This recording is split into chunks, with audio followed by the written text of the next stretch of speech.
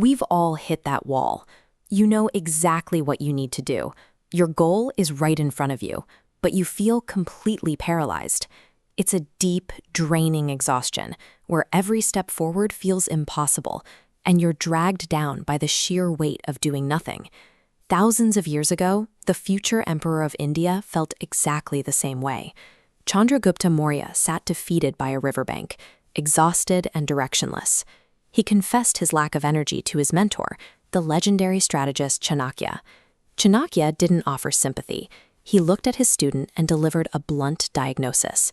Your fatigue is caused by a weak goal and the psychological poison of sitting idle.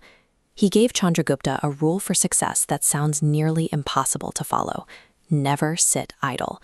Chanakya argued that constant momentum is the only way to keep a grand ambition from collapsing under its own weight. True burnout is rarely a physical limit of the body, is a structural failure of purpose in the mind. Chanakya explained this by telling the story of Ram Lal, a gardener in a small village.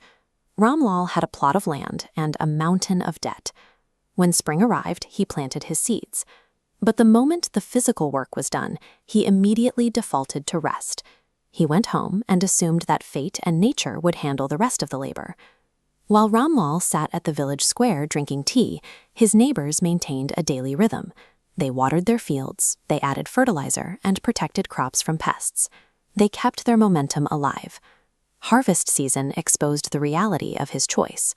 Ram Lal returned to a field of dried stalks and ruined plants. His family went hungry, and his debt grew worse. Chanakya used this to reveal a harsh psychological mechanism. When the mind is emptied of active purpose, it doesn't actually rest. It immediately fills with the weeds of anxiety, fear, and negativity. Passive waiting is an active invitation for rot to take over your life and your ambitions. To prevent this, Chanakya provided a specific protocol. First, you must stop looking at the progress of others. Fixing your gaze outward traps the brain in an exhausting mental labyrinth of comparison. You must establish a single, unshakable goal. It acts as a lighthouse for your energy, eliminating the wandering and the secondary plans that drain your focus. The limits of this discipline were tested under the worst possible conditions. During their early rebellion against the mighty Nanda dynasty, Chandragupta and Chanakya saw their army crushed and completely scattered. They were facing catastrophic loss, while a massive foreign invasion, led by Alexander the Great, loomed at India's borders. Even facing these impossible odds, they refused to let their confidence break. Instead of sitting idle in despair, they utilized the failure as a teacher.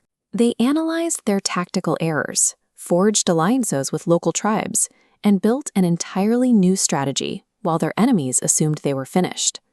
This ancient silver punch-marked coin is proof of where that relentless action led. Their continuous forward push ultimately toppled the Nanda dynasty and established the massive, functioning civilization of the Mauryan Empire. Raw confidence only becomes a weapon when it is paired with the extreme discipline required to learn from your most crushing defeats. So, what did Chanakya actually mean when he said, "never sit idle"? He wasn't telling Chandragupta to perform endless physical labor. He was talking about maintaining cognitive momentum. The human brain never actually stops generating energy.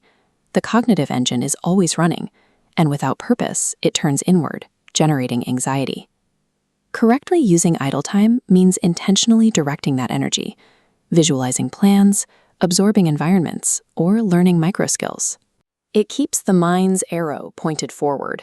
For an emperor, and for anyone with a target, the greatest enemy is a wandering mind. Victory belongs to those who silence the noise, define their target, and refuse to let their thoughts drift into idleness.